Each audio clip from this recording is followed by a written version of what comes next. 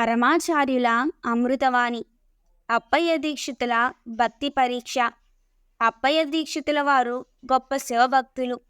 ఒకప్పుడు వారికొక సందేహం కలిగింది. నేను చాలా కాలంగా శివభక్తుడను. భక్తి ఉన్నదో లేదో కానీ ఉన్నదని అనుకుంటూ ఉన్నాను. మనకున్నది నిజమైన భక్తియేనా లేక భక్తాభ్యాసమా? ఇంత చేసినా నాకేదైనా విమోచన ఉన్నదా లేదా? ఆపత్సమయాలలో నాకు ఈశ్వర స్మరణ ఉంటుందా లేక ఆ కష్టాల్లో కృంగిపోయి ఈశ్వరుణ్ణి విస్మరిస్తారా అన్న సందేహం కలిగింది. తన భక్తిని తానే పరీక్షించదలుచుకున్నాడాయన. సాధారణంగా మనం మంచివారమని అనుకుంటాం, సదాలోచననే చేస్తున్నామని అనుకుంటాం. కానీ ఒక్కొక్కప్పుడు మనకు వచ్చే కలలను పరిశీలిస్తే అంతర్గతంగా ఎట్టి పాపాలోచనలు చేస్తున్నామో అవగతమవుతుంది. జాగ్రత్తావస్థలో తలచడానికి కూడా యోగ్యత లేని యోచనలన్నీ స్వప్నములో విశదముగా అవుతూ ఉంటాయి. నిజానికి జీవితంలో తీరని అభిలాషల స్వరూపమే స్వప్నం. అందుచేత మనం చెడ్డ కలలు కనకపోతే అంతవరకు జీవితాన్ని శుద్ధి చేసుకున్నామని అర్థం. అట్లా కాక పాపకార్యాలు చేస్తున్నట్లు కానీ పాపాలోచనలు చేస్తున్నట్లు కానీ కలలు కంటే ఇంకా చిత్తశుద్ధి మనకు పూర్ణంగా అంటలేదని తెలుసుకోగలం. తమను తాము పరీక్షించుకోవడానికి ఈశ్వరుడు స్వప్నావస్థను కల్పిస్తాడు.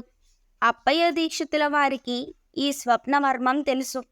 ఆయన శివపూజ చేస్తున్నట్లు శివారాధన చేస్తున్నట్లు ఎన్నోసార్లు కలగని ఉన్నారు. శివపరములైన గ్రంథాలనెన్నో వ్రాసినారు. ఇతర మన గ్రంథాలను నిష్పాక్షికంగా వ్రాసారు. కానీ తాను మాత్రం అద్వైత్రి.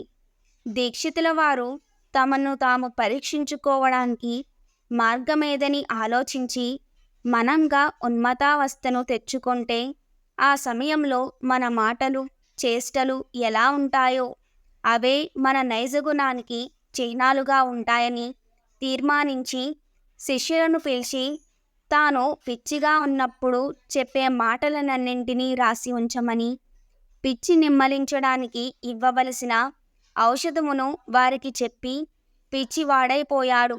అంతటితో ఆయనకు ఉన్మాద ప్రలాపములను ఆరంభమైనవి.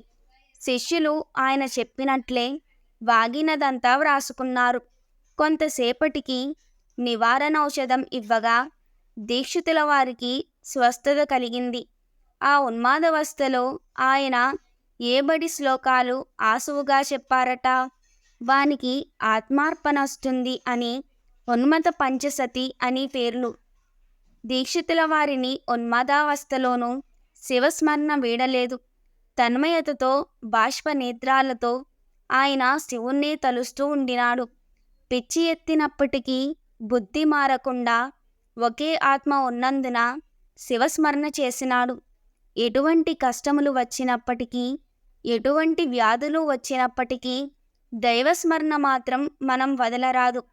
అంత్యకాలంలో ప్రాణవాసన సమయంలో ఏ స్మరణతో ఉంటామో దానికనుగుణంగా మరుసటి జన్మలో శరీరం కలుగుతుందని గీత చెబుతుంది.